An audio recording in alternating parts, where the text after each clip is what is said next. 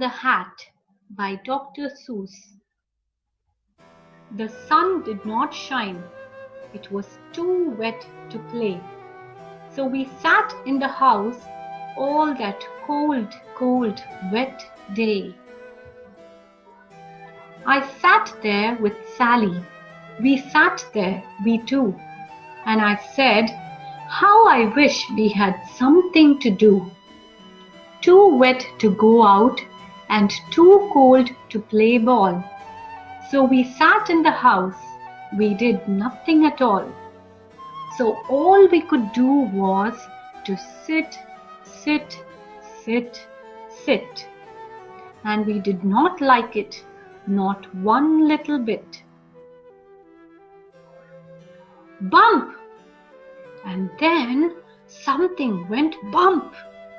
How that bump made us jump. We looked, then we saw him stepping on the mat. We looked and we saw him, the cat in the hat. And he said to us, why do you sit there like that? I know it is wet and the sun is not sunny, but we can have lots of good fun that is funny. I know some good games we could play, said the cat. I know some new tricks, said the cat in the hat. A lot of good tricks.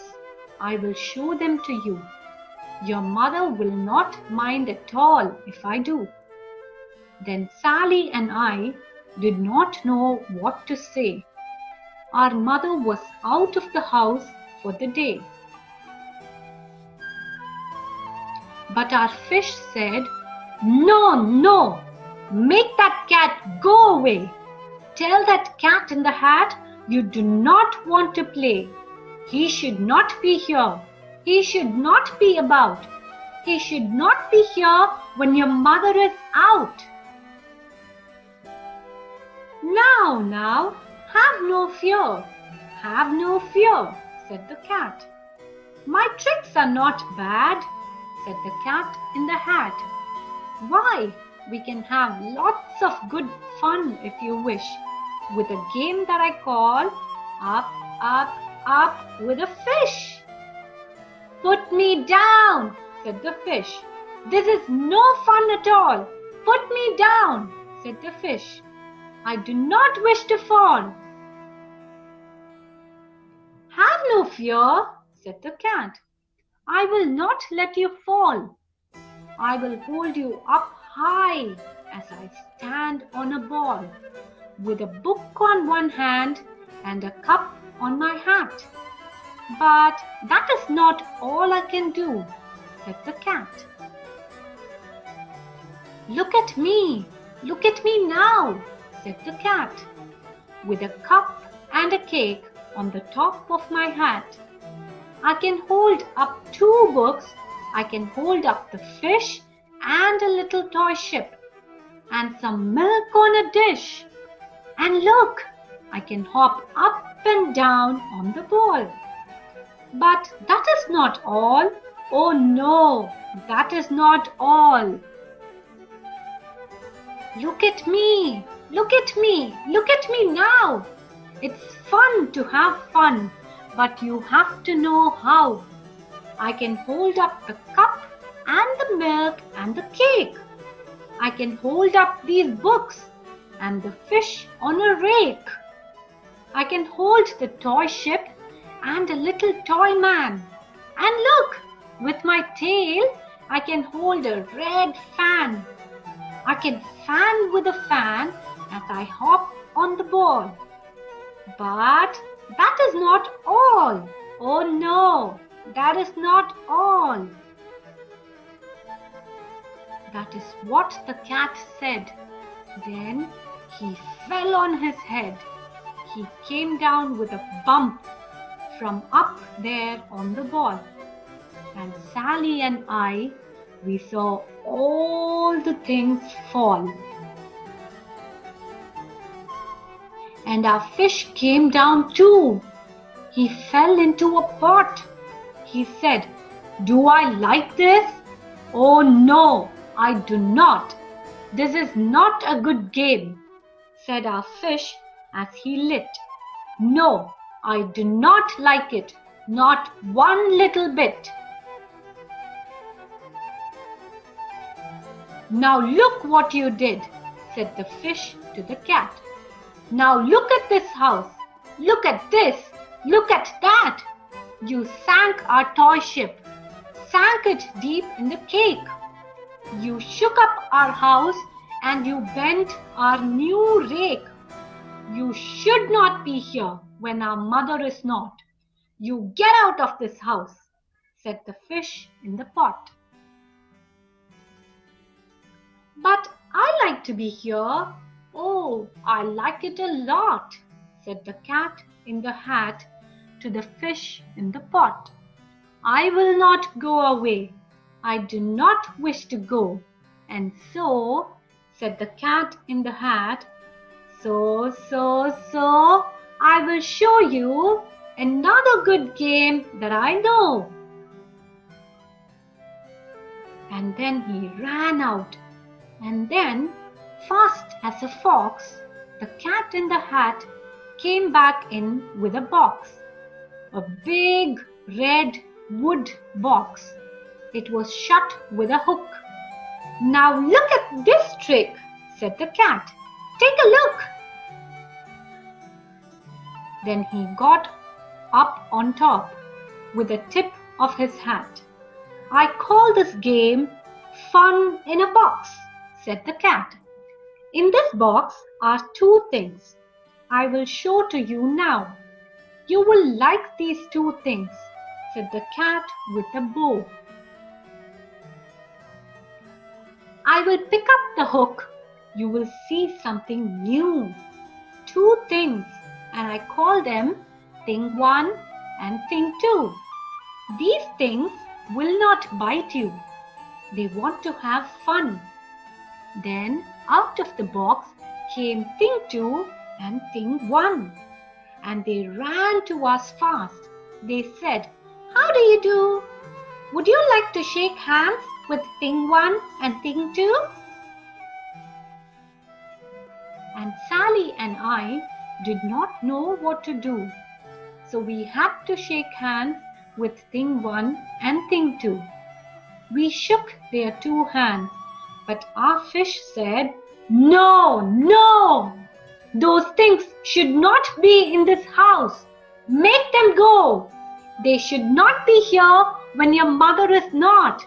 Put them out, put them out," said the fish in the pot. "Have no fear, little fish," said the cat in the hat. "These things are good things." And he gave them a pat. "They are tame. Oh, so tame. They have come here to play. They will give you some fun on this wet, wet, wet day." "Now, here is a game that they like," said the cat. "They like to fly kites," said the cat in the hat. "No, not in the house," said the fish in the pot. "They should not fly kites in a house. They should not. Oh, the things they will bump. Oh, the things they will hit. Oh, I do not like it, not one little bit." Then Sally and I saw them run down the hall. We saw those two things bump the kites on the wall. Bump, thump, thump, bump, down the wall in the hall. Thing 2 and Thing 1, they ran up, they ran down. On the string of one kite, we saw Mother's new gown. Her gown with the dots that are pink, white and red. Then we saw one kite bump on the head of her bed.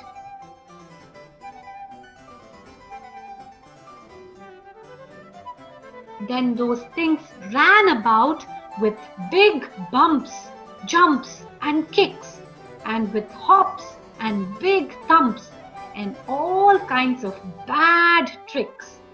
and I said, I do not like the way that they play. If mother could see this, oh, what would she say?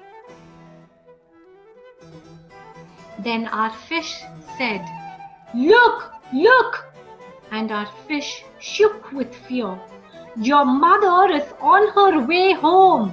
Do you hear? Oh, what will she do to us? What will she say? Oh, she will not like it to find us this way. So do something fast, said the fish. Do you hear? I saw her, your mother. Your mother is near. So as fast as you can, think of something to do. You will have to get rid of thing 1 and thing 2. So as fast as I could, I went after my net and I said, with my net, I can get them, I bet. I bet with my net, I can get those things yet. Then I let down my net. It came down with a plop, and I had them at last. Those 2 things had to stop. Then I said to the cat, Now you do as I say. You pack up those things and you take them away. Oh dear, said the cat. You did not like our game. Oh dear, what a shame, what a shame, what a shame. Then he shut up the things in the box with a hook, and the cat went away with a sad kind of look. That is good, said the fish. He has gone away. Yes, but your mother will come. She will find this big mess. And this mess is so big and so deep and so tall. We cannot pick it up. There is no way at all. And then, who was back in the house? Why, the cat. Have no fears of this mess, said the cat in the hat. I always pick all my playthings, and so I will show you another good trick that I know. Then we saw him pick up all the things that were down. He picked up the cake and the rake, and the gown and the milk, and the strings and the books, and the dish and the fan, and the cup and the ship and the fish. And he put them away. Then he said, That is that. And then he was gone with the tip of his hat. Then our mother came in and she said to us too, Did you have any fun? Tell me, what did you do? And Sally and I did not know what to say. Should we tell her the things that went on there that day? Should we tell her about it? Now, what should we do? Well, what would you do if your mother asked you?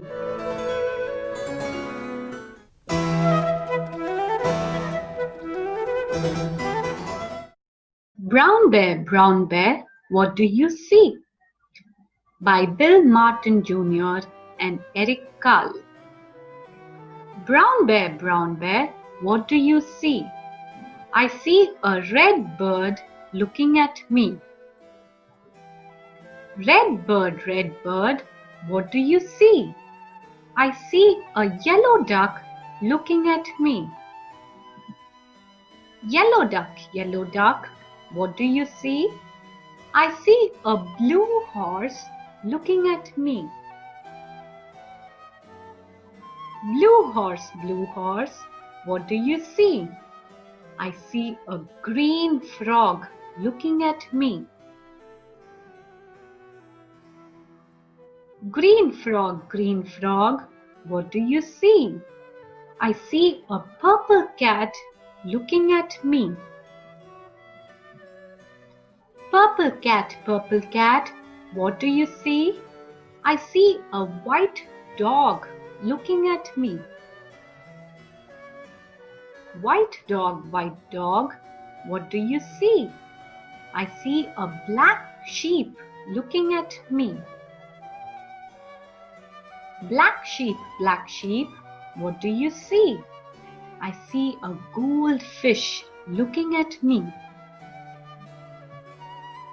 Goldfish, what do you see? I see a teacher looking at me. Teacher, what do you see? I see children looking at me. Children, what do you see?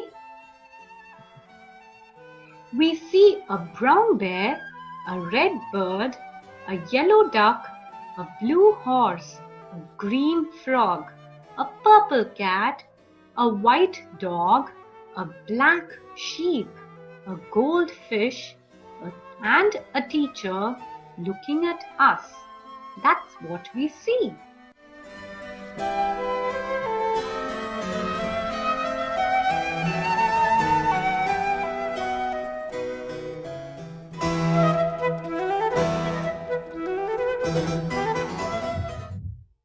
The Bumble Bear by Nadia Shireen. Once there was a bear called Norman who loved honey. He really loved it, and he was always sad when it ran out. But getting hold of more honey was always a bit tricky. If only I could be a bee, he sighed. I could have as much honey as I liked. And then Norman had a quite amazing and brilliant idea. It was an ordinary morning at bee school. "Hello, bees," said the queen who was in charge. "We have a new bee at bee school today." "Ooh," said the little bees. "Everyone say hello to Norman." "Hello," said Norman. "Ooh," said the little bees. "Aren't you a bit big?" asked Amelia, who was rather a clever little bee. "I'm a special bee," said Norman. "I come from a land far, far away called Giant Bee Land." Said Amelia. But then it was time for lessons to start. They began the day with some painting.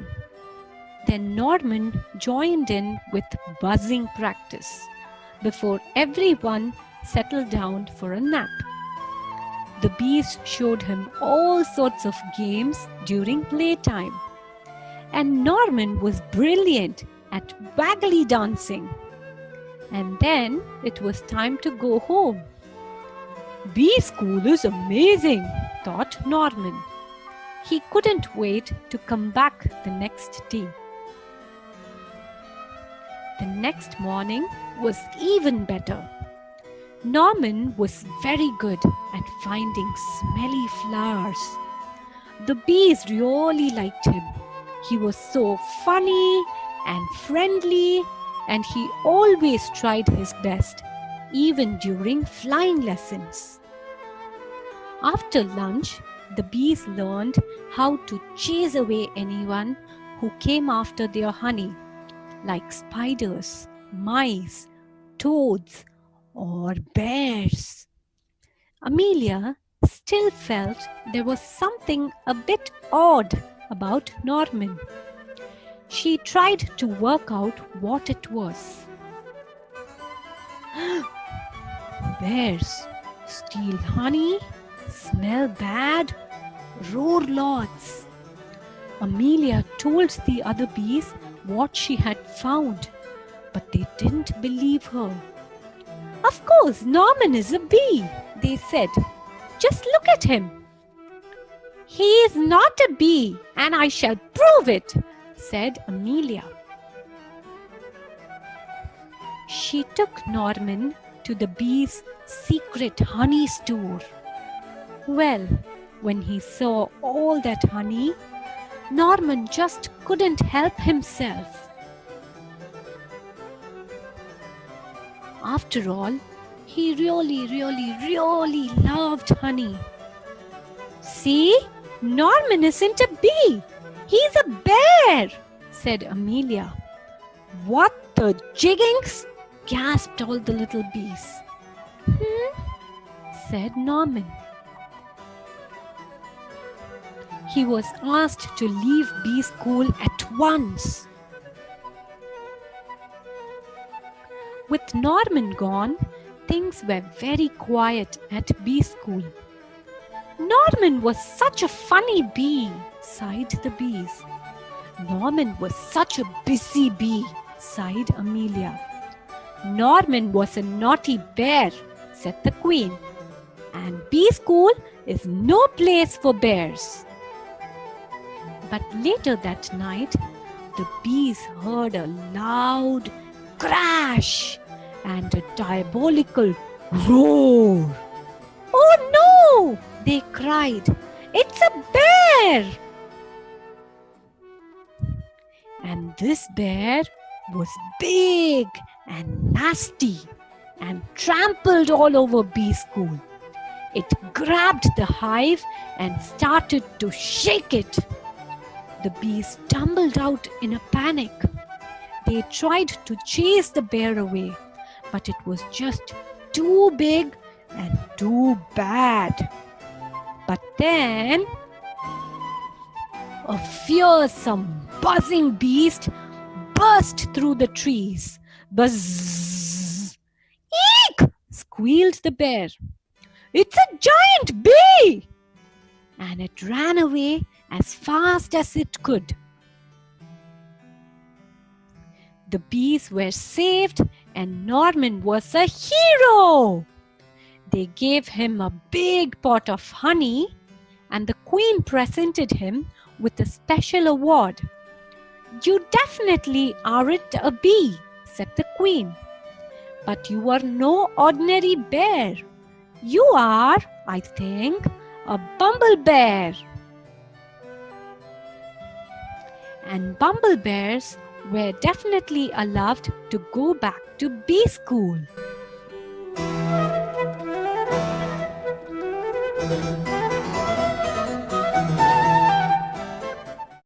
You can't take an elephant on the bus. You can't take an elephant on the bus. It would simply cause a terrible fuss. Elephants' bottoms are heavy and fat and would certainly squash the seats quite flat.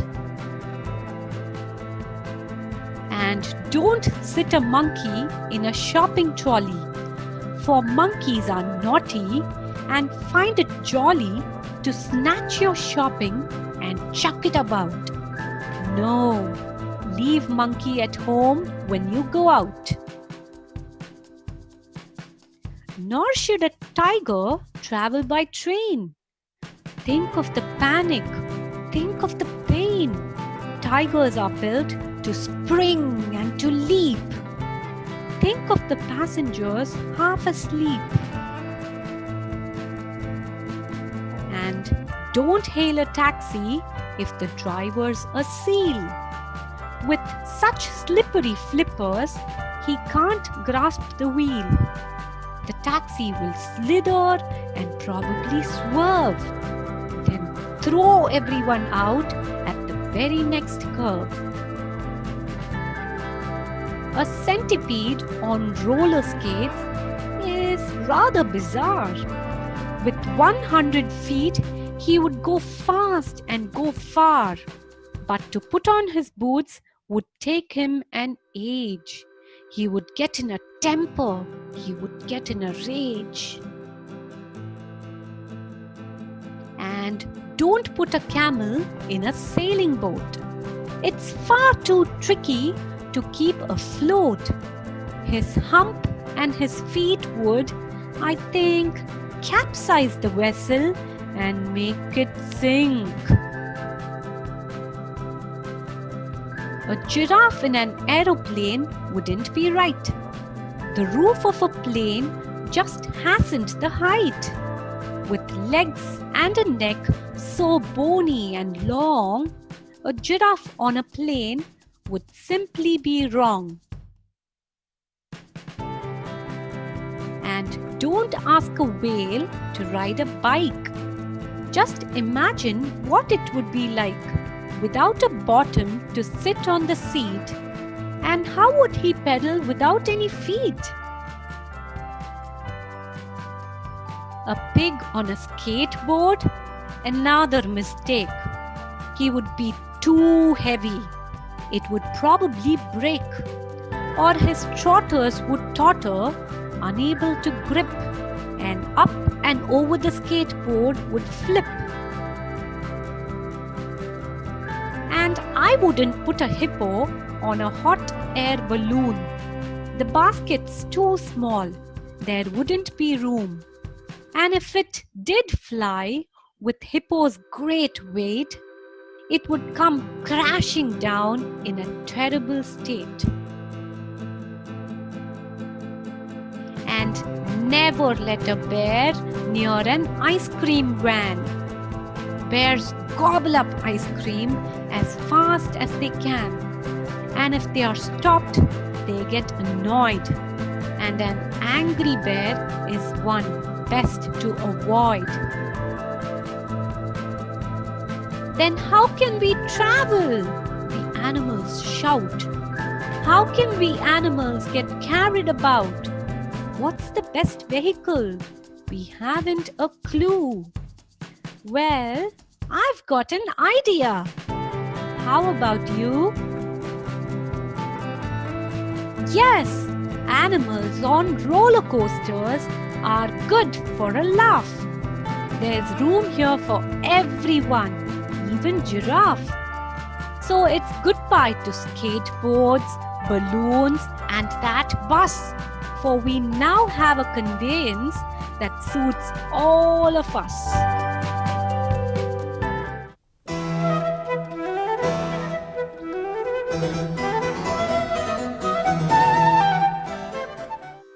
The Tiger Who Came to Tea by Judith Kerr. Once there was a little girl called Sophie, and she was having tea with her mummy in the kitchen. Suddenly, there was a ring at the door. Sophie's mommy said, "I wonder who that can be. It can't be the milkman because he came this morning. And it can't be the boy from the grocer because this isn't the day he comes. And it can't be Daddy because he has got his key. We'd better open the door and see." Sophie opened the door and there was a big, furry, stripy tiger. The tiger said, "Excuse me, but I'm very hungry. Do you think I could have tea with you?" Sophie's mummy said, "Of course, come in." So the tiger came into the kitchen and sat down at the table. Sophie's mummy said, "Would you like a sandwich?" But the tiger didn't just take one sandwich. He took all the sandwiches on the plate and swallowed them in one big mouthful. Whoop! And he still looked hungry. So Sophie passed him the buns. But again, the tiger didn't eat just one bun. He ate all the buns on the dish. And then he ate all the biscuits and all the cake until there was nothing left to eat on the table. So Sophie's mummy said, "Would you like a drink?" And the tiger drank all the milk in the milk jug and all the tea in the teapot. And then he looked round the kitchen to see what else he could find. He ate all the supper that was cooking in the saucepans. and all the food in the fridge, and all the packets and tins in the cupboard. And he drank all the milk and all the orange juice and all Daddy's beer and all the water in the tap. Then he said, "Thank you for my nice tea. I think I'd better go now." And he went. Sophie's mummy said, "I don't know what to do. I've got nothing for Daddy's supper. The tiger has eaten it all." And Sophie found she couldn't have her bath because the tiger had drunk all the water in the tap. Just then, Sophie's dad came home. So Sophie and her mommy told him what had happened and how the tiger had eaten all the food and drunk all the drink. And Sophie's daddy said, "I know what we'll do. I've got a very good idea. We'll put on our coats and go to a cafe." So they went out in the dark, and all the street lamps were lit, and all the cars had their lights on, and they walked down the road to a cafe. And they had a lovely supper with sausages and chips and ice cream. In the morning, Sophie and her mummy went shopping, and they bought a lot more things to eat. And they also bought a very big tin of tiger food in case the tiger should come to tea again. But he never did.